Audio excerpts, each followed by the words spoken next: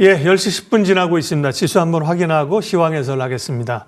코스피 2591, 0.6% 하락. 코스닥 868, 0.3% 하락. 어제 하락이 좀 과했죠? 예, 미국 증시 애플 하락하면서 좀 화들짝 놀랐는데 뭐 그리 놀랄 일만은 아니야. 우리 시장이 오늘 조금 중심 잡아갑니다. 예, 시황 해설 오늘은 이동훈 블루오크 대표 함께 하겠습니다. 어서 오십시오. 안녕하세요. 새해 복 많이 받으시고요. 예, 감사합니다. 좋은 전략 새해에도 잡아주시기를 기대합니다. 오늘 주제는요. 과연 국내 증시 1월 효과가 여전히 유효할 것인가라는 궁금증입니다. 잘 가던 증시가 연초에 지금 조정을 받고 있기 때문인데요. 먼저 9주 연속 상승세를 보이던 미증시가 연초 들어서 제법 종목별로 나스닥 기술주에서 하락폭이 크게 나오는데요. 이유는 뭐라고 보세요? 예, 우선 말씀하신 대로 이제 연속 올랐기 때문에 그러니까 상승에 대한 매물 소화는 어쩌면 이제 당연하다라고 봐야 될 것 같고요. 네. 그리고 이제 재료적인 측면에서는 시장을 끌어왔던 재료가 이제 금리 인하할 것 같다라는 기대감이었고 그게 곧 3월 이런 이제 시기였는데 1월이 되면 이제 2달밖에 안 남았거든요. 3일 확인하는데 그러니까 이런 기대가 과연 이제 타당한 거냐 여기에 대해서 이제 투자자들이 좀 한 발짝 물러서서 일단 주식 팔아놓고 조금 차익 실현해놓고 좀 지켜보자 이런 시각이 있는 것 같고요. 또 하나는 이제 포트 재편도 좀 영향이 있는 것 같습니다. 작년도 12월 이후에 이제 특징을 보면 나스닥 지수 빅테크보다는 스몰캡이 더 강하게 올라간다든가 아니면은 뭐 일부 에너지주 또는 이제 제약주가 강세를 보인다든가 이렇게 업종 내에서의 어떤 변화가 나타나는 그런 모습이 있었거든요. 근데 빅테크가 시가총액이 높은 종목들이다 보니까 이 종목들이 지금 내려가면서 지수를 끌어내리고 그러면서 또 다른 종목들까지 영향을 주면서 포트폴리오 재편, 빅테크 팔고 다른 종목으로 넘어가는 이런 구도도 영향을 준 것 같습니다. 다만 이제 큰 줄기로는 뭐 연속적으로 하락한다라기보다는 일시적인 매물 소화 정도로 봐야 될 것 같은데요. 제가 뭐 준비한 차트가 있어서 한번 보여드리면 지금 보고 계신 차트에 그냥 색깔만 보시면 될 것 같습니다. 그러니까 왼쪽에 이제 연두색 되고 있다라는 거는 1년에 20% 이상 S&P 500 지수가 올라갔다라는 의미고요.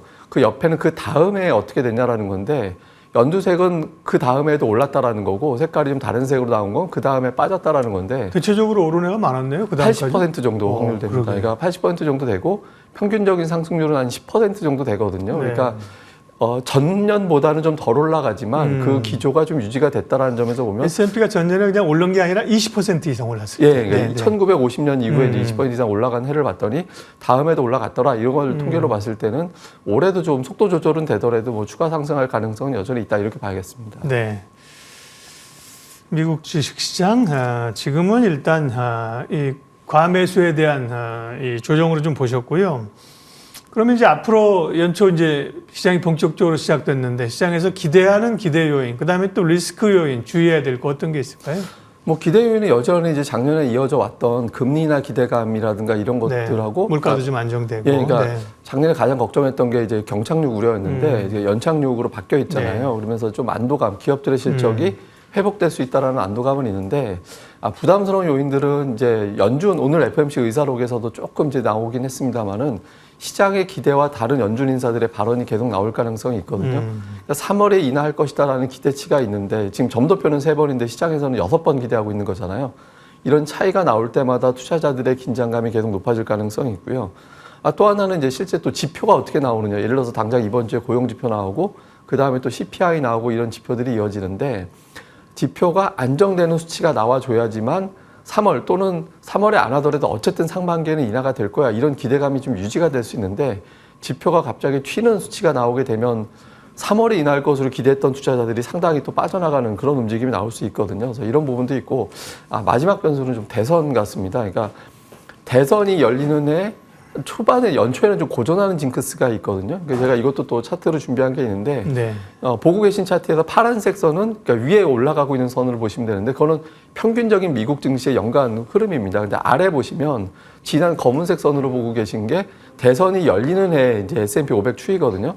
보시면 연초에 별다른 반응 없이 밑에 그러니까 날짜군요. 거래일수가 나오는 거죠. 그죠? 1일자부터 이제 1년이 나온 거죠. 그렇게 보시면 되는데 보시다시피 거래일 기준으로 볼 때 연초에 좀 고전하는 그런 그러니까 박스권에 갇히는 움직임이 나오거든요. 그래서 대선 앞두고 또 정책이 어떻게 되느냐 뭐 이런 거에 따라서 좀 신중해질 수 있어서 뭐 정책에 대한 어떤 리스크라든가 이런 것들이 어떤 형태로 좀 전개가 되는지도 봐야 될 것 같습니다. 한 100일 정도 지나니까 이제 그 기존의 흐름들을 따라 붙었습니다. 예. 한 3월 지나면 그렇죠. 대선 일정을 저도 체크해놨습니다. 이제 미국 공화당의 트럼프가 이제 경선 후보가 되느냐가 이제 대통령 후보가 되느냐가 관심이어서요. 1월 15일 날 아이오와 코커스가 있고 1월 23일 날 뉴햄프셔 프라이머리, 3월 5일 슈퍼 화요일. 그러니까 3월 초가 이제 예. 중요하잖아요. 예. 그때까지는 변동성이 좀 있고 예. 이후로는 어쨌든 방향을 잡았다. 그다음에 또 대선 보니까 새로 대통령이 바뀌는 해가 아니라 지금처럼 기존 대통령이 다시 이제 출마하고 이런 경우 상대적으로 주가 흐름이 좋았던데. 예, 맞습니다. 그러니까 통계로 보면 네. 재선한 대통령이 더 이상 재선할 필요가 없을 때는 마이너스 1.3% 정도 예. 빠졌고요. 근데 이제 기존의 어떤 재선이 초선인 상태에서 재선에 도전하는 애는 10% 넘게 올랐거든요. 그래서 결과적으로 보면은 지금 통계적으로 봤을 때는 바이든이 재선을 도전하는 단계에서는 이제 연간으로는 오를 확률이 조금 더 높긴 합니다. 네. 자, 국내 증시에 1월 효과가 있을 것인가 했는데 국내 증시는 연말에 사실은 뭐 작년에 전체적으로 미국 주식시장보다는 못했지만 우리만 예. 보면 괜찮았고 작년에 이제 대주주 양도세 기준도 완화됐고 올해는 또 이제 주식에 대한 그 투자 소득세도 이제 대통령이 폐지하겠다고 얘기를 했어요. 예. 뭐 공매도도 지금 되고 있고요. 1월에 기대감들, 국내 증시 1월 뭐 이틀만 보고는 모르는 거잖아요. 1월 효과 여전히 유효하다고 보세요? 예, 뭐 저는 이제 수급 요인만 좀 해소되면 된다라고 네. 보는데, 그러니까 원래 이제 1월이 전통적으로 기관들 매도하는 시기잖아요. 연말에 샀다가. 예, 연말에 이제 프로그램 매수라든가 네. 이제 배당받으러 들어왔던 물량이 빠져나가는 과정이고, 지금 이제 자연스럽게 그런 과정이 좀 나타나고 있다라고 봐야 돼서, 그러니까 초반에는 좀 고전할 가능성이 있고, 이거는 뭐 어떻게 보면 시기적으로 좀 당연하다고 봐야 됩니다. 근데 큰 줄기로 보면, 그동안에 우리 증시를 끌어왔던 동력이 훼손되는지 여부가 되게 중요하거든요. 근데 이제 해외 쪽으로 보면, 금리가 내려간다라는 점이라든가 아니면은 또 수출이 회복된다라든가 기업들의 실적이 턴어라운드 될 것이다. 이런 부분들이 이제 시장을 좀 끌어왔는데 이 기조에는 그렇게 훼손이 될 것 같지는 않습니다. 뭐 최근에 이제 반도체 수치라든가 이런 것들로 어느 정도 확인이 되고 있어서 일시적인 어떤 매물 소화 이후에 이제 재차 올라갈 가능성이 있다라고 보는데 다만 이제 외국인 투자자들이 좀 일관성 있게 매수를 계속 해주고 작년도에 11조 원 매수했는데 삼성전자 16조 원을 매수했거든요. 그래서 이런 형태로 삼성전자를 계속해서 중심을 잡아준다라면 이제 계속 흐름이 나올 수 있어서 삼성전자 중심, 특히 8만 원 돌파 여부 확인해 보는 게 중요할 것 같습니다. 그리고 어제 좀 유난하게 많이 빠져서 네. 제가 이것도 좀 데이터를 찾아봤거든요. 그래서 2010년도 이후에 어제 낙폭이 1월에 하루 낙폭으로는 역대 6위였습니다. 2016년 이후에 10년 이후에 제가 어제 2.34였거든요. 예, 저 그러니까. 표에서 한 중간쯤에 있습니다. 예, 한 6번째 정도 많이 네. 빠졌는데, 그래서 제가 혹시 다음 주는 어떻게 됐나 봤더니, 다음 주는 이전 사례 10번 중에서는 6번 오르고 4번 빠졌고, 다음 달은 이제 8번 오르고 이제 2번 빠졌는데, 다만 이제 다음 달 기준은 2022년이나 2021년에 뭐 2번, 3번 그런 사례가 1월에 연속적으로 있었기 네. 때문에, 뭐 다음 달까지 볼 필요는 없고, 일단 다음 주 놓고 봤을 때는 뭐 오르고 내리고 비율로 놓고만 본다라면은 그렇게 일방적으로 뭐 분위기가 이어지지는 않았었거든요. 그래서 1월에 나타나는 기관 투자자들의 매도에 따른 어떤 영향, 이 부분만 좀 벗어나게 되면 예. 시장은 좀 안정되지 않을까 이렇게 보고 있습니다. 조금 전에 표해 주신 표는 어떻게 보면 좀 의아하죠. 1월 첫 주에 이렇게 1월에 하루에 급락이 있었는데 그 다음 주에 바로 만회했다? 그거는 이제 수급 효과 말씀하신 프로그램 매수가 들어왔다가 빠지는 그런 수급 효과를 연초에 보여준 거라고 볼 수가 있겠습니다. 중간에 이제 이 빈칸이 있는 게 어제군요. 1월 예, 3일 날 2.34%가 떨어졌었는데요. 결국 이제 수급인데 기관들은 뭐 채워놨던 걸 좀 덜어내는 그런 약간 구조적인 것들이 약간 좀 뭐라 그러죠? 시기적인 요인들이고 기조적으로 사들어오는 건 이제 결국 외국인들을 기대해야 하는데 작년에 이제 외국인들이 16조 순매수 5년 만에 순매수로 전환한 거거든요. 예, 작년에. 예. 올해 외국인 수급은 어떻게 예상하세요? 예, 뭐 완만한 매수 기조는 유지가 될 거라고 보고 있는데요. 네. 그러니까 일단은 외국인 투자들이 우리 증시를 포함해서 대만도 매수하고 특히 이제 인도 되게 열심히 매수하고 있거든요. 그러니까 아시아 시장 전체에 대한 어떤 매수 기조 자체는 유지되고 있다라는 점. 그러니까 뭐 신흥 시장에 대해서 외국인 투자들이 매수하고 있다라는 거고 이거는 전제 조건을 생각을 해보면 미국의 금리가 더 이상 안 올라갈 것 같다라는 점이고 미국이 경제가 회복될 것 같다라는 점에, 그러니까 경착륙으로 가지 않을 것 같다라는 점에 무게를 두는 거거든요. 이렇게 되는 조건은 이제 또 투자가 많이 나가니까 달러 인덱스가 밑으로 내려가는 이제 그런 상황이 만들어지는 거죠. 그래서 이 부분들이 훼손되지 않는다라면 뭐 계속해서 매수가 될 수 있는데 가장 중요한 건 역시 앞서 말씀드린 대로 반도체 업황이 우리나라 수출하고 연결이 되고 우리나라 수출 데이터하고 외국인들의 수급, 그다음에 코스피 지수하고는 거의 같이 가는 그런 경향성이 있거든요. 근데 반도체가 최근 들어서 이제 수출이 좀 회복되고 있다라든가 가격 인상 움직임이 있다라든가 이런 것들이 있어서 작년도에 16조 원 매수한 기조가 올해는 좀 줄어든다 하더라도 지금의 매수 기조는 좀 이어질 가능성이 높지 않나 이렇게 보고 있고요. 우리가 지금 뭐 삼성전자만 얘기하고 있습니다만 작년도에 외국인들이 두 번째로 많이 매수한 업종이 자동차였거든요. 그러니까 공통적으로 전차라는 거는 수출을 하는 산업이잖아요. 그래서 신흥시장 쪽에서 수출주를 매수하고 있다라는 거는 경기가 나쁘지 않다라는 걸 보여주는 거라서 아무래도 이런 기조 자체에 그렇게 변수가 될 만한 사항이 아직은 없는 걸로 보여져서 외국인들의 매수 기조는 좀 이어지지 않을까 그렇게 보고 있습니다. 앞서 1월 효과 할 때 제가 질문 드리려다가 깜빡했었는데요. 보통 1월 효과라면 이제 중소형주 강세를 특징적으로 얘기를 하는데 올해 이제 뭐 1월 효과가 강하게 나타나든 뭐 아니면 이 어떤 밴드 내에서 움직임이던 중소형주의 올해도 강세 아니면 올해는 반도체를 중심으로 한 대형주의 강세 어느 쪽이 더 있어 보이세요? 일단은 저는 중소형주 쪽에 조금 더 무게를 두고 있는데요. 네. 왜냐하면 이제 작년도 같은 경우는 예탁금이 1년 내내 줄어들었거든요. 그렇죠, 예. 예탁금이 줄어들다 보니까 아무래도 우리가 대표적으로 뭐 상반기에는 이제 2차 전지가 강하게 보였지만 작년도에 삼성전자가 42% 올랐고요. 그리고 SK하이닉스가 88% 정도 올랐습니다. 근데 제가 작년도에 그 얘기를 여기서 몇 번 한 기억이 나는데 삼성전자가 턴하는 해 전에는 40% 넘게 올라간다 항상.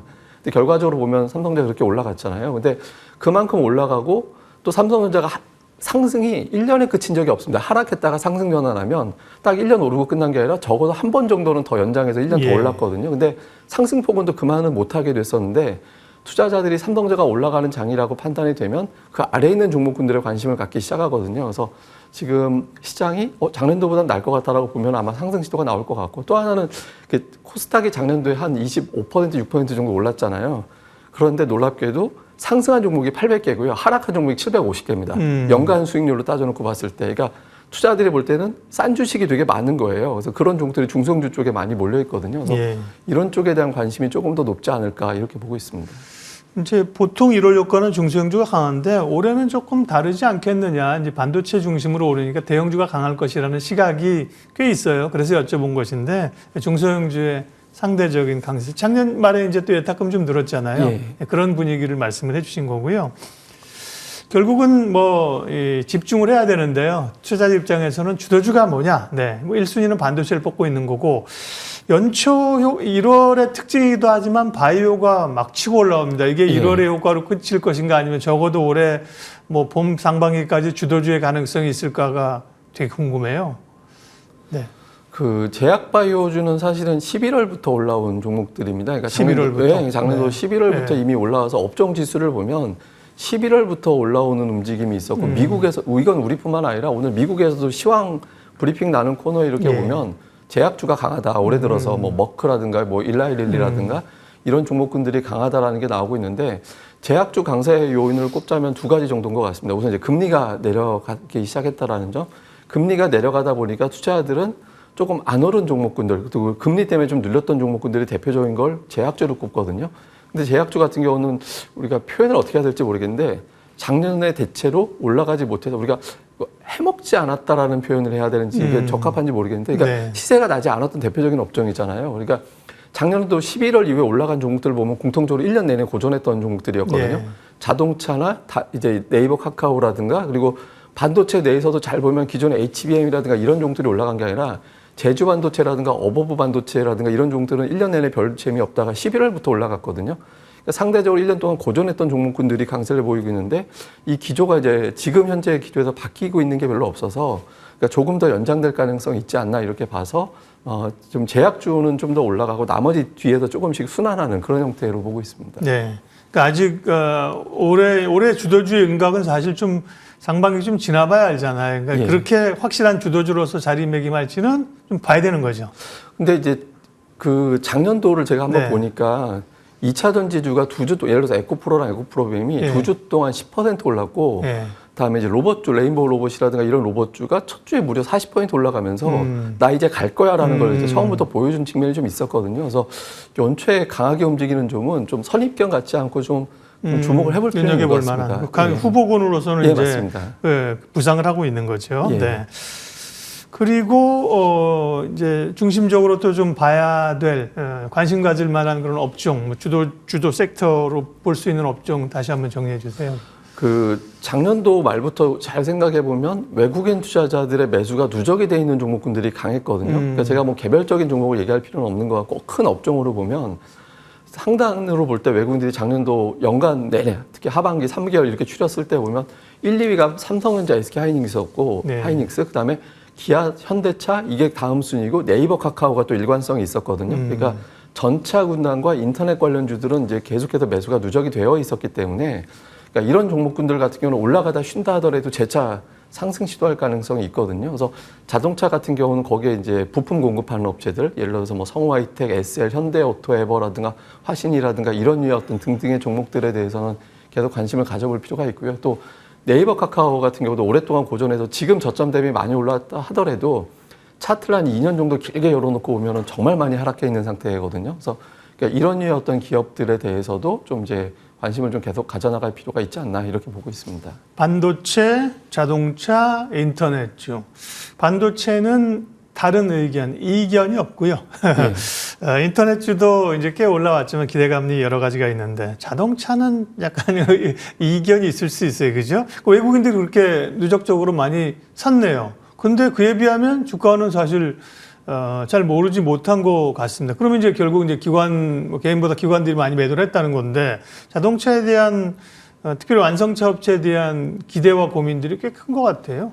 예, 그러니까 실적 피크아웃 때문에 예. 그런 건데 더 이상 이제 올해 같은 경우는 작년도 대비 뭐 매출이나 영업이익이 두드러지게 좋아질 것 같지는 않다라는 이제 우려가 있고, 그다음에 이제 테슬라의 어떤 가격 하락 정책 때문에 현대차가 이제 전기차에서 경쟁력을 갖출 수 있겠느냐라는 의구심이 좀 있었거든요. 네. 근데 시장에서 보는 평가는 다 반영됐다.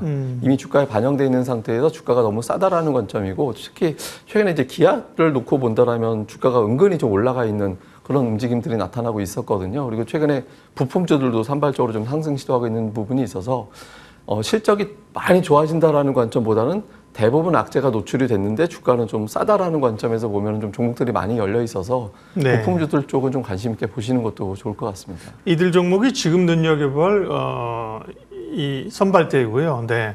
세컨더리로 또 이제 순환매 양상이 또 계속 돌잖아요, 그죠? 예. 뭐 여러 섹터가 있잖아요. 뭐 로봇, AI 뭐 굉장히 많은데 약간 좀 세컨더리로 좀 순환매 차원에서 볼 만한 섹터는 개별적인 테마로 네. 보면 최근에 이제 연내 테슬라에서 자율주행을 예. 완전히 내놓겠다라는 의견들이 있어서 그러니까 자율주행 관련된 종목군들은 좀 개별적으로는 계속해서 이제 자율주행. 모니터링 해볼 예. 필요가 있고요. 그다음에 지금은 되게 리스크가 있는데 만약에 이제 봄 정도 넘어가게 되면 이제 PF 문제가 어느 정도는 윤곽이 나올 걸로 보여지거든요. 그래서 그때 정도 됐을 때는 지금은 조금 변동성이 크니까 자제하더라도 그때 넘어갔을 때는 건설? 상대적으로 안전했던 건설 쪽은 네. 그 즈음 됐을 때는 좀 볼 필요는 있는 것 같습니다. 네. 연초 좀 흔들리는 흐름인데요. 중심을 잘 잡아주셨습니다. 오늘 시황해설 블루워크 이동훈 대표님 함께했습니다. 고맙습니다.